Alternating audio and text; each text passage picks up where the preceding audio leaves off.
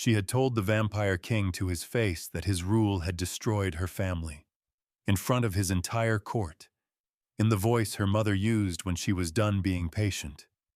He could have had her dragged out. He could have had her silenced. Instead, he lowered himself to one knee on the stone floor of his own hall and said nothing. And the silence was louder than anything she had ever heard. By the end of the week, she would understand why he knelt, and the answer would undo everything she believed about him, about her family's ruin, and about the woman who had been pulling the strings from behind the throne for 30 years. The petition hall smelled of tallow candles and damp wool, and the particular anxiety of people who needed something from someone who could refuse them. Elara stood near the back of the queue and did not fidget. She had learned not to fidget in 3 years of standing at solicitors' counters, waiting for men to decide whether her questions were worth answering. She held her leather folder flat against her forearms and she watched. The raised seat at the far end of the hall was carved from dark oak, high-backed, set on a stone platform 3 steps above the floor. Soren Vane sat in it the way a coat sits on a hook, present, but not inhabited. His hands rested on the arms of the chair. His face was pale in the way that only a vampire's face is pale. Not the pallor of illness, but the pallor of something that has not needed sunlight in a very long time. His amber eyes were open. They were not seeing anything. She had expected arrogance. She had prepared for arrogance, had rehearsed against it in her small rented room, had steeled herself for the particular contempt of a creature who had ruled this county for centuries and found human grievances tiresome. What she had not prepared for was this: the unfocused gaze, the stillness that was not composure but absence, the way he sat through each supplicant's approach as though the sounds in the room were reaching him from a very great distance.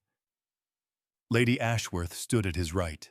Elara catalogued her the way she catalogued documents, methodically, without feeling, because feeling would come later, and right now she needed to see clearly. Lady Ashworth was perhaps 50, handsome in the manner of a woman who had always understood that appearance was a tool. Her gloves were pale gray. Her gown was expensive without being ostentatious. She received each petition with a small, gracious tilt of her head, leaned close to Soren to murmur something Elara could not hear, and then answered on his behalf in a voice pitched to carry just far enough and no further. Her hand touched his arm before each response, a light touch, a guiding touch, the kind of touch that looked like deference and functioned like a rein. There was a glass at his elbow, dark liquid. He reached for it twice in 20 minutes without appearing to notice he was doing it. Elara looked at the glass. She looked at his eyes. She looked at Lady Ashworth's hand. She opened her folder and checked her documents for the last time. Not because she had forgotten them, but because the motion of her fingers moving across paper steadied her the way nothing else did. Her mother's name was on the 3rd page. The seizure order was on the 5th. The comparable land records she had spent 8 months tracking through the county registry were behind that, annotated in her own small handwriting, cross-referenced and dated. 3 years of a clerk's salary. 3 years of early mornings and borrowed law books and the specific, grinding patience of someone who has decided that the only weapon available to her is accuracy. The queue moved forward. When her turn came, Lady Ashworth extended her hand for the petition. Elara did not give it to her. She looked past the gray glove, past the gracious tilt of the head. She looked directly at Soren Vane, at the dull amber eyes that were not quite seeing the room, and she spoke in the voice her mother had used at the end, not raised, not shaking, the voice of a woman who has finished being patient and is now simply stating facts. 3 years ago, your seal was on the order that took my family's home. The hall did not go quiet all at once. It went quiet in a wave, starting at the front and moving back, person by person, as each one registered what was happening. My mother died in a rented room that winter. The cold came through the walls. There was no money for coal. She did not look away from his face. I have spent 3 years assembling the evidence that the seizure was unlawful. I am not here to petition. She paused. One breath. I am here to tell you, to your face, that your authority destroyed my family. 200 people had stopped breathing. Lady Ashworth's hand was still extended. Her expression had not changed. She was too practiced for that. But something in her posture had shifted, a tightening that Elara filed away without examining. Elara's hands were trembling on the folder.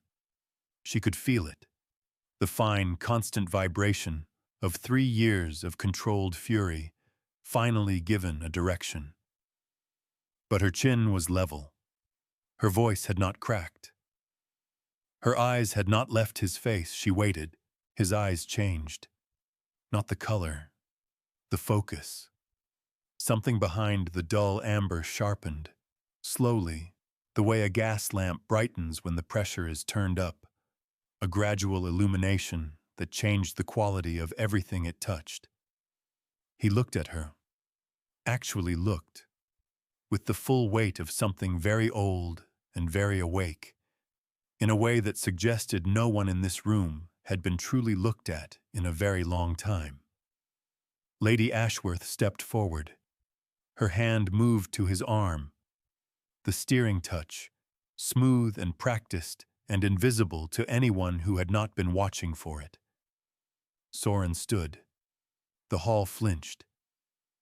Every supplicant in the queue stepped back as one, a collective recoil from the sudden verticality of him, the cold that moved with him, the way the shadows near the high windows shifted, as though they recognized him and were adjusting accordingly. Lady Ashworth's hand fell away. She had no choice. He was already moving. 3 steps down from the raised seat, across the stone floor. The sound of his footsteps was almost nothing. The near silence of a creature that has learned to move through the world without announcing itself. He stopped in front of Elara. She did not step back. Her body wanted to. Her knees wanted to fold, wanted to do the sensible, self-preserving thing that every instinct she possessed was screaming at her to do. She locked them. She gripped the folder. She kept her chin level and her eyes on his face, and she breathed through her no the way she had learned to breathe when a solicitor was telling her no for the 4th time, and she needed to stay in the room. He was very close. The cold that came off him was not the cold of the hall. It was specific, contained. The cold that only a vampire carries, the kind that does not dissipate. His amber eyes were 3 feet from hers. The fog in them was receding. She could see it happening, could see something clearing in his expression the way a window clears when the condensation is wiped away. He looked at her folder. He looked at her mended cuff. He looked at her face. Then he knelt. One knee on the cold stone floor of his own petition hall, in front of 200 witnesses, in front of the woman who had just accused him of destroying her family, in front of Lady Ashworth, whose face had gone the color of old paper, whose gloved hands had stilled completely at her sides. He did not bow his head. He looked up at Elara from below, amber eyes clear, clearer than they had been in God knew how long, something raw moving through his expression that she had no name for and no framework to contain. It was not apology. It was not performance. It was the look of a man surfacing from very deep water and finding, against all expectation, that there is still air. The hall was silent. At the servants' entrance in the far wall, Mrs. Harrow set down the tray she was carrying. The sound it made was small and precise and very controlled. The sound of a woman who has been waiting 40 years for something to finally happen and is not going to waste the moment by dropping anything. Elara looked down at the vampire king on his knees. Her folder was pressed against her chest. Her hands had stopped trembling. She did not understand what was happening. She did not understand why the most powerful creature in the county was kneeling in front of a clerk in a mended dress, in front of his entire court, in front of the woman who had just accused him in public of a crime she had spent 3 years proving. She only knew that something had shifted in the room that could not be shifted back. The hall did not empty quickly. It emptied the way a room empties when no one wants to be the first to move. Each person waiting for someone else to break the stillness, to make the first sound, to give everyone else permission to breathe again. Then one man near the back shifted his weight, and the spell cracked, and the queue dissolved into a slow, careful exodus. 200 people filing out through the main doors with their eyes forward and their voices very low. No one looked at Elara directly. They looked at the floor near her feet, at the stone where Soren had knelt, at the door he had walked through. Lady Ashworth moved first. She crossed the floor in 3 smooth steps, her gray gloves already extended, her hand reaching for Soren's arm the way it had reached all afternoon. The practiced, invisible steering touch that looked like nothing and functioned like everything. Her face had recovered. The old paper color was gone. She was composed again, gracious again, the expression of a woman who manages difficult situations and finds them only mildly inconvenient. Her hand found empty air. Soren was already standing. He had risen from the stone floor without sound, without effort, the way a vampire rises, as though gravity is a courtesy he extends to the room rather than a law he obeys. He did not look at Lady Ashworth's outstretched hand. He looked at Elara one more time, and the amber eyes were still clear, still present, still carrying that raw, surfacing quality she had no name for. Then he turned and walked through the private entrance at the side of the hall. The door closed behind him, not slammed, not even firmly shut, just closed. The soft, final sound of a man who had somewhere to be that did not include the woman reaching for his arm. Lady Ashworth's hand hung in the air for 1 full second.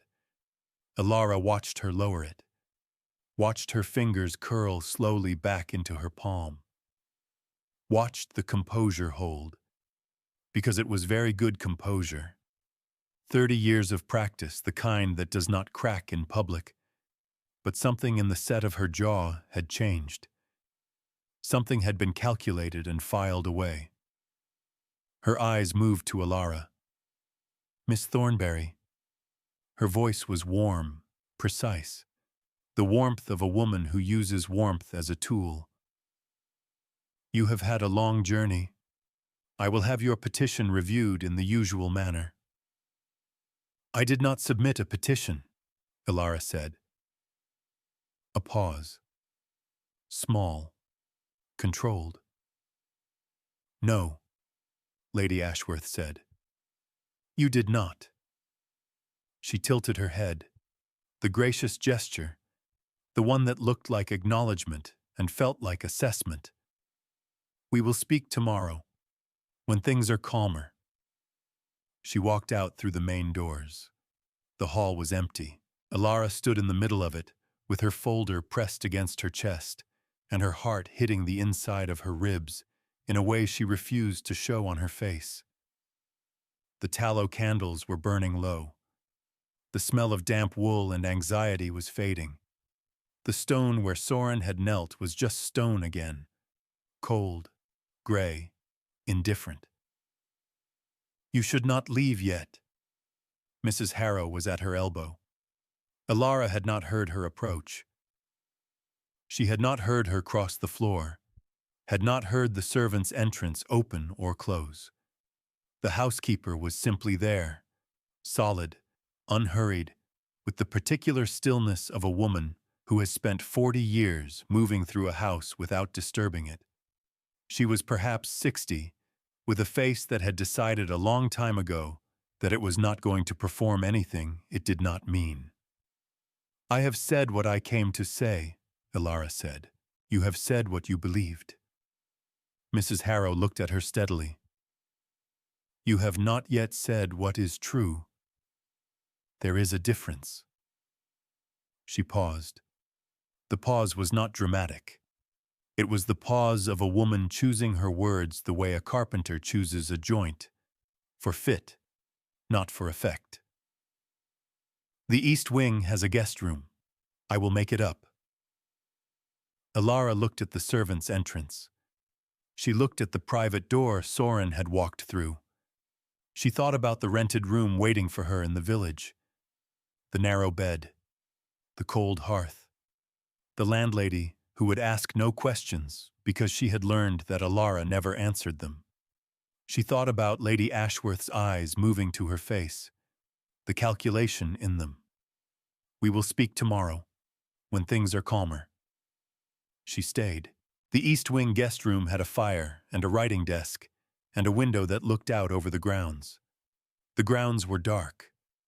The gas lamps along the garden path made small, separate pools of light that did not quite connect to each other. Elara sat on the edge of the bed, with her folder on her knees, and listened to the estate settle around her. The creak of old timber, the distant sound of wind finding gaps in the stone, the specific silence of a very large house at night. She could not sleep. She had known she would not be able to sleep. Sleep required the mind to stop moving, and her mind had not stopped moving in 3 years. She put the folder on the desk, pulled her shawl around her shoulders, and walked out into the corridor.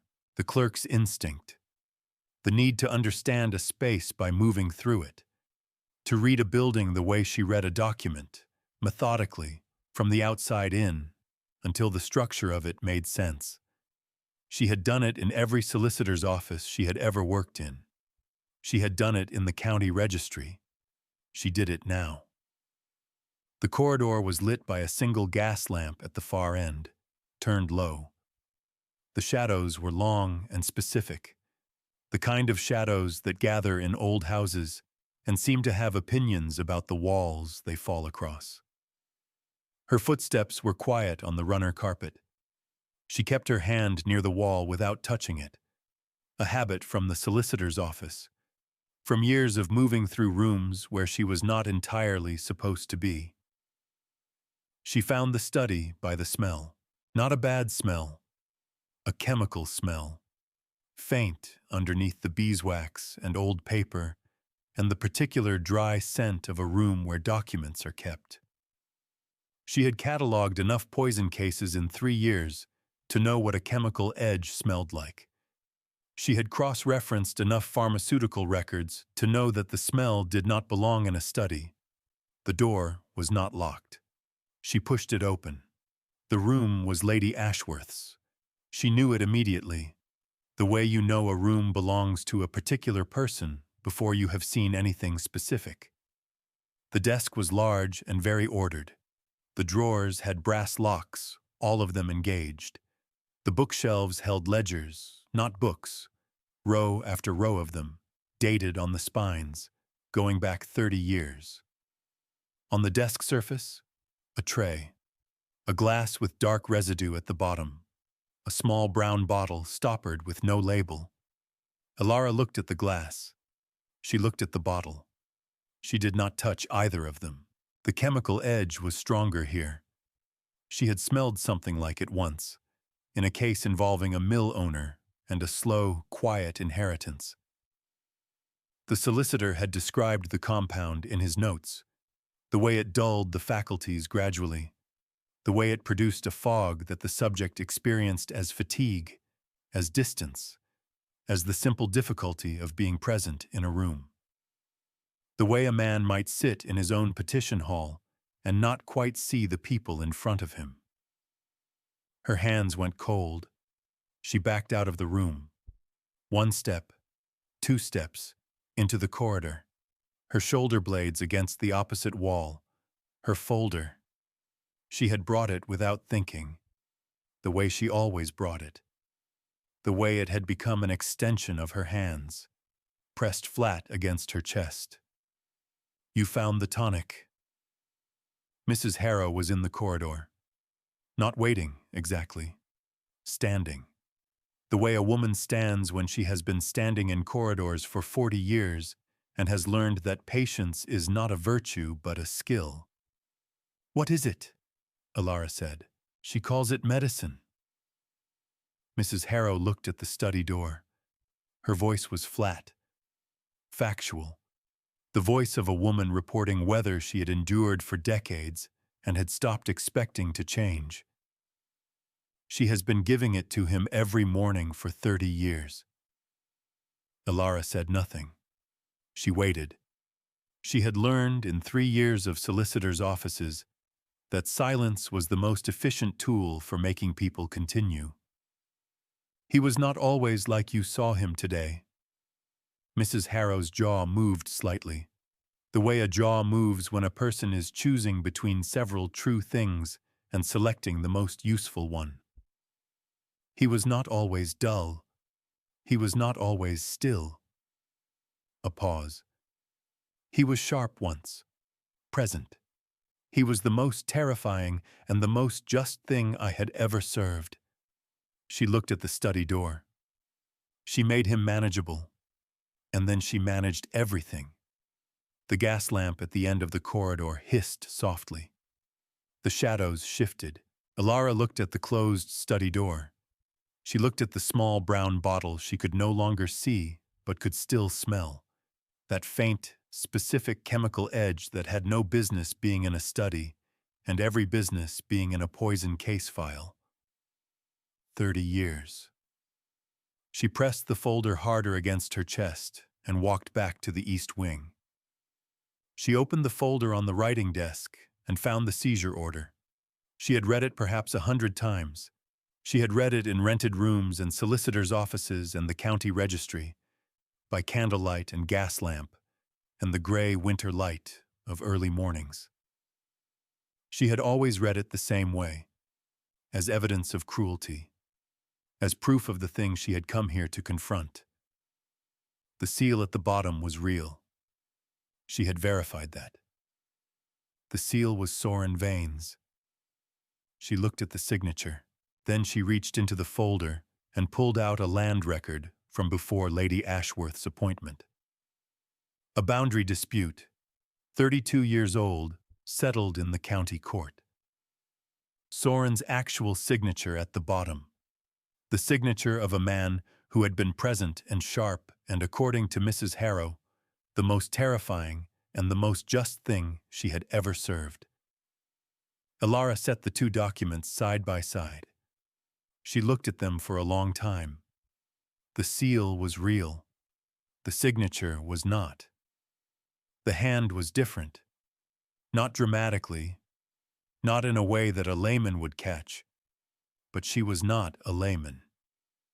She was a clerk who had spent 3 years in a solicitor's office cross-referencing handwriting in fraud cases, and she knew what a copied signature looked like when it was trying very hard not to look copied. The pressure of the pen was wrong. The angle of the final letter was wrong. The specific, unconscious habit that every person has in their own name, the small idiosyncrasy that cannot be taught or imitated without years of practice, was absent. Her mother had died because of a forged document. The thought arrived without ceremony. It did not announce itself. It simply settled into the space behind her sternum and sat there, heavy and precise and completely still. She closed the folder. She pressed her palms flat against the cover. She felt the leather under her hands, worn at the corners, soft from 3 years of handling. The physical record of every morning she had gotten up and gone back to the work, because the work was the only thing she had left. Her eyes burned. She pressed the feeling down. She was good at pressing feelings down. She had been doing it since the winter her mother died, since the rented room and the cold coming through the walls, and the particular silence of a house where there is no longer anyone to speak to. She opened the folder again. She began cross-referencing. The clerk's mind, the governess's arithmetic, the woman's fury, not hot, not shaking, but cold and very precise. The fury of someone who has just discovered that the enemy was never where she thought it was and has immediately begun recalculating. She worked through the night. The candle burned down, and she lit another from the fire. The fire burned low, and she did not notice. She pulled every document Lady Ashworth had filed in the last 3 years. She had copies of all of them. Had spent 8 months in the county registry making copies. Had thought at the time she was building a case against Soren Vane. She was building a case against someone. She had simply been looking at the wrong name. The signatures were wrong. Not all of them. Lady Ashworth was careful, had been careful for 30 years, and most of the documents were clean. But 11 of them had the same error, the same pressure, the same absent idiosyncrasy. 11 seizure orders, 11 families, 11 forged documents filed under the seal of the Vampire King. She set the last one down. She looked at the line of documents across the desk. Her 3 years of work, reorganized in a single night into something that meant something completely different than she had believed. Outside the window, the grounds were beginning to lighten. The gas lamps along the garden path were still burning, but the darkness around them had shifted from black to gray, the slow, reluctant arrival of a winter dawn. The door opened. Mrs. Harrow came in with a tea tray. She set it on the corner of the desk. The small, precise sound of a woman who has been carrying trays for 40 years and has never once dropped one. She looked at the documents spread across the surface. She looked at Elara's face. "Good," she said. Elara looked up at her. Her eyes felt dry. Her hands were steady. The burning behind her sternum had not gone anywhere. It had simply been given a direction, and a direction was something she knew how to use. "I need to speak to him," she said. "Alone, before she gives him the morning tonic."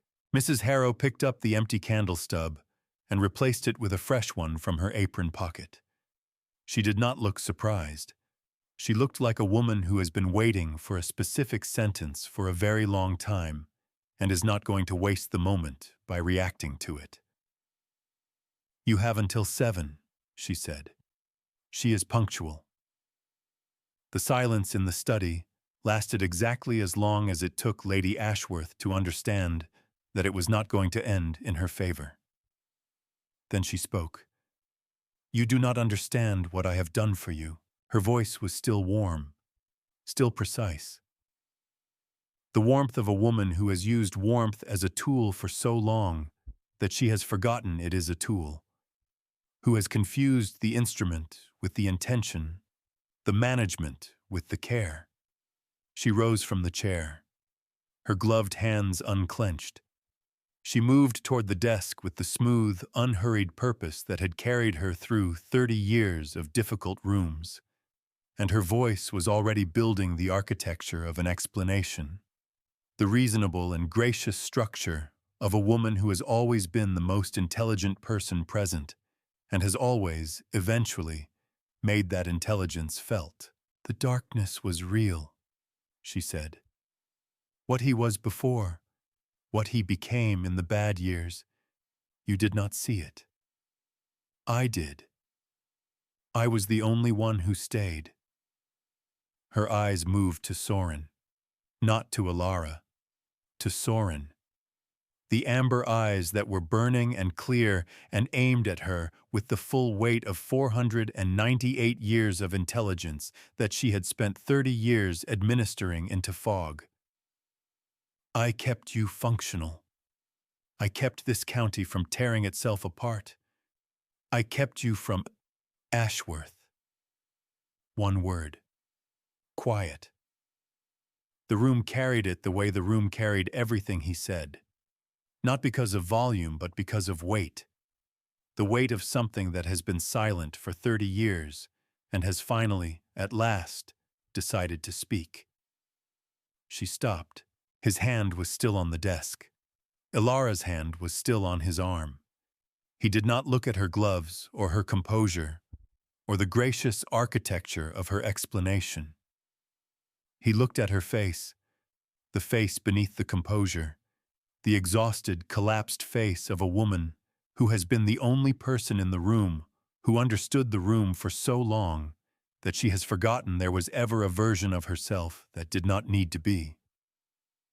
You forged my name, he said, on 11 orders that destroyed 11 families.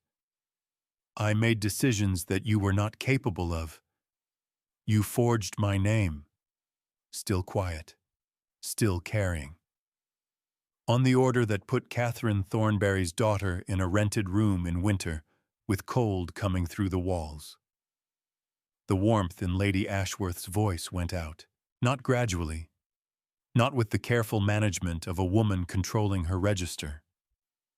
All at once, the instrument failing, the tool dropping, the 30 years of practiced warmth simply ceasing to function. And what was left in its place was something older and smaller and much more honest. Her jaw moved. Her gloved hands found each other again. The knuckles went white. She was asking questions, she said.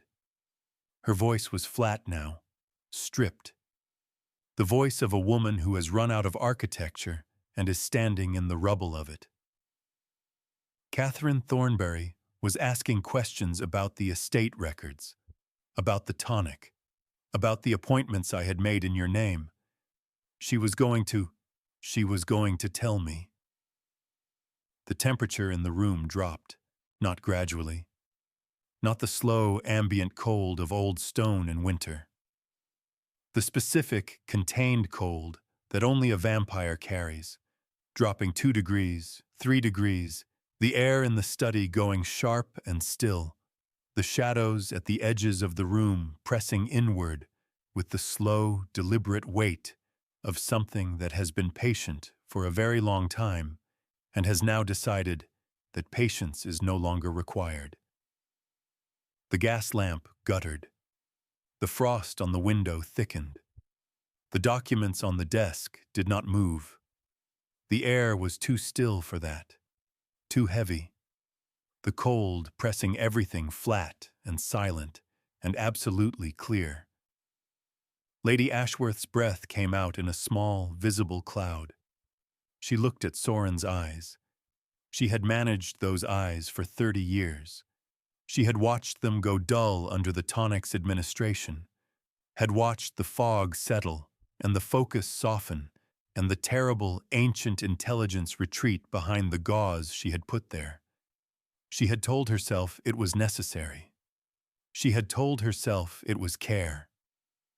She had told herself so many things for so long that the telling had become indistinguishable from the truth. She was looking at the truth now. The amber eyes were not dull. They were not soft. They were not retreating behind anything. They were fully, completely, devastatingly present. The eyes of the most terrifying and the most just thing Mrs. Harrow had ever served, looking at the woman who had spent 30 years making him something manageable, and finding in the looking every single thing she had taken from him. Her composure did not crack this time. It simply was not there. I did not mean for her to die, she said. The flat voice. The stripped voice. The voice of a woman standing in rubble. The winter was, "Do not," Elara said. Her voice was quiet. It was not the quiet of restraint. It was the quiet of a woman who has spent 3 years in solicitors' offices learning that the most efficient tool in a room is sometimes the one that does not need to be raised. She was not looking at Lady Ashworth with fury. She was not looking at her with hatred. She was looking at her with the specific, cold clarity of a clerk who has spent one night reorganizing 3 years of evidence and has arrived at a conclusion that does not require any further argument. "Do not explain my mother's death to me," she said. "You do not have the right." Lady Ashworth's mouth closed. Her white knuckles were the only thing moving in the room. The small, involuntary tightening of a woman whose hands have run out of things to manage and are now simply holding on to each other because there is nothing else left to hold. Mrs. Harrow was in the doorway. She had not announced herself. She had not knocked. She was simply present, the way she was always present, solid, unhurried, with the specific stillness of a woman who has spent 40 years moving through a house without disturbing it and has chosen, this morning, to be very still indeed. Behind her were 2 men, estate men, not guards, not the theatrical muscle of a court that performs its authority. Working men, broad-shouldered and quiet, with the patient faces of people who have been told what to do and have decided it is the right thing and require no further instruction. Mrs. Harrow looked at Lady Ashworth. "Your rooms have been prepared," she said. "The east wing, the locked rooms." A pause. The pause of a woman selecting a joint for fit, not effect. "You will find them comfortable. The county magistrate has been sent for. He will arrive by noon." Lady Ashworth looked at the 2 men in the doorway. She looked at Mrs. Harrow's face, the face that had decided a long time ago that it was not going to perform anything it did not mean. And that meant, right now, the specific, contained expression of a woman who has been waiting 40 years for a particular door to open and is not going to waste the moment by feeling anything as imprecise as triumph. She looked at Soren. One last time. The amber eyes, clear and burning, and aimed at her with the full, unobstructed weight of everything she had spent 30 years trying to make manageable. She looked at him the way a woman looks at the thing she has spent her life managing, when she finally understands that it was never hers to manage, with something that was not quite grief and not quite regret, and was perhaps, underneath both of those, the oldest and most honest thing she had felt in 30 years. She did not speak. She walked to the doorway. The 2 men stepped aside. She passed between them without looking at either of them, her gray gloves immaculate, her gown unrumpled, her posture carrying the last remnant of 30 years of practiced composure. Not as armor now, not as a tool, but simply as the only shape she knew how to hold herself in. The corridor swallowed her. The door remained open. The study was very quiet. Elara became aware, slowly, that her hand was still on Soren's arm, that the cold of him had not dissipated, that she had been holding on to the cold for several minutes now, and her fingers had stopped noticing it, had simply incorporated it into the grammar of the moment, the way the body incorporates anything it decides to stay with. She did not let go. He looked down at her hand, then at her face. The amber eyes were still burning, still clear, still carrying the raw, surfacing quality she had first seen in the petition hall. But it was different now. Deeper. The look of a man who has not only surfaced from very deep water, but has found, in the surfacing, that the world above the water contains something he did not expect. The 11 families, he said. His voice was quiet. It was always quiet. I want their names. I have them, Elara said. All 11, with the documentation. Good. He looked at the folder on the desk, at the documents spread across the surface. 3 years of a clerk's salary, 3 years of early mornings and borrowed law books, and the specific, grinding patience of someone who has decided that the only weapon available to her is accuracy. I will need a solicitor, a good one. I know several, she said. None of them are good. I know one who is honest, which is rarer and more useful. Something moved in his expression. Not a smile. Not yet. Not this morning. Not with the tonic's withdrawal still pulling at him, and the documents still spread across the desk and the county magistrate an hour away. But the precursor to a smile, the specific quality of a face that has remembered, against considerable odds, that it is capable of one. Your mother raised you well, he said.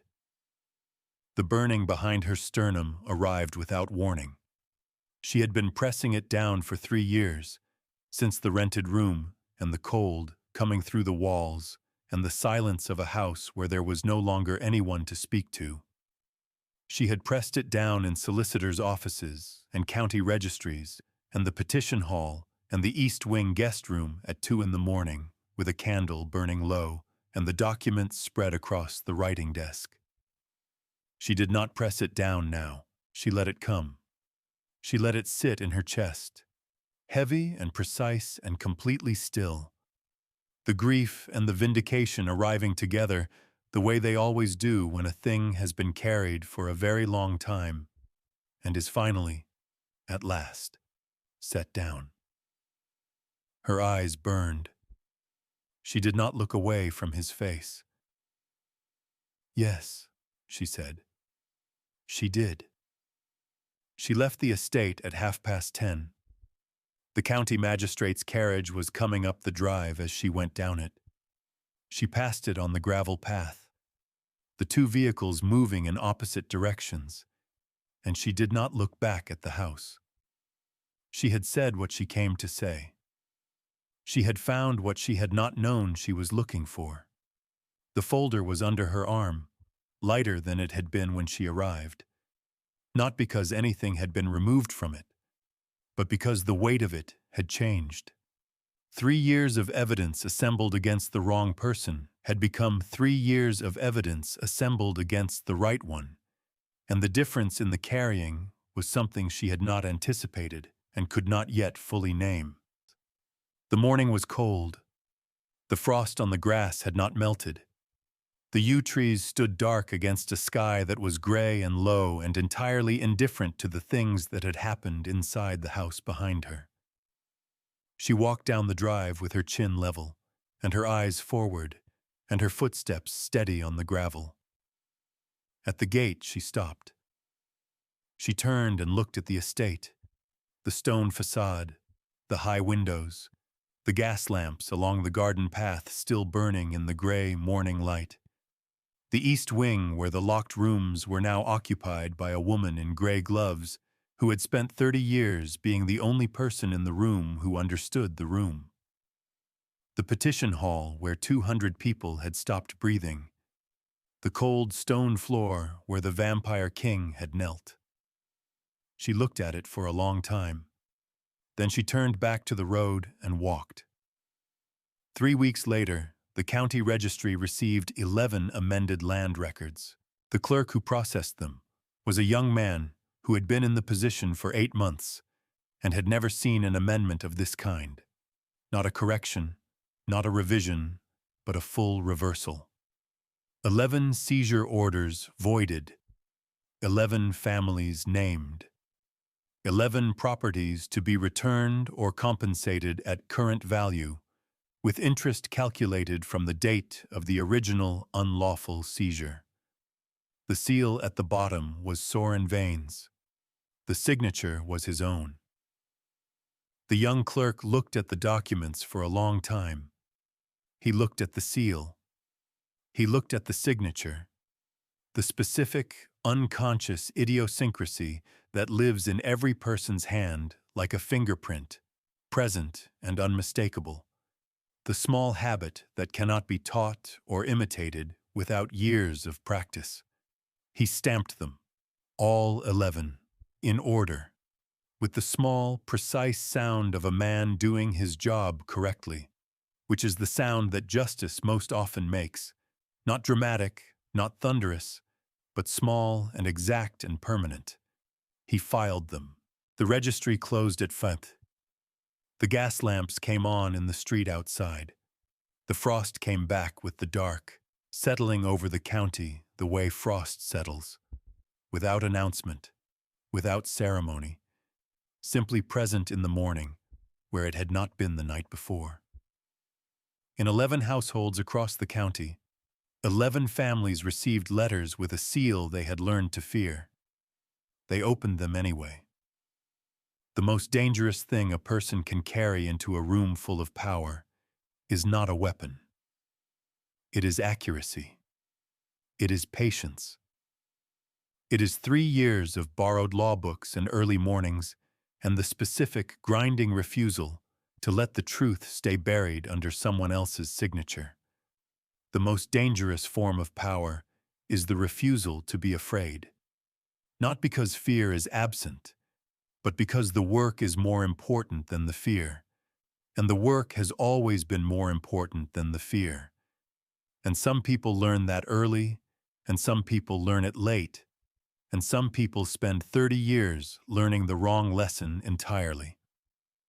Kneeling is not weakness when chosen by the strongest person in the room.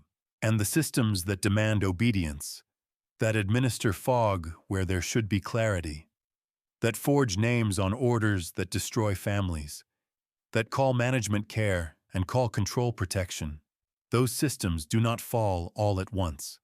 They fall the way a room goes quiet, in a wave, starting at the front, moving back, person by person, until everyone has registered what is happening. And then they fall.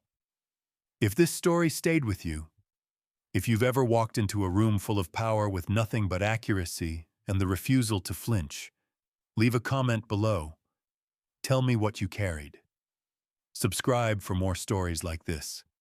The next one is already waiting.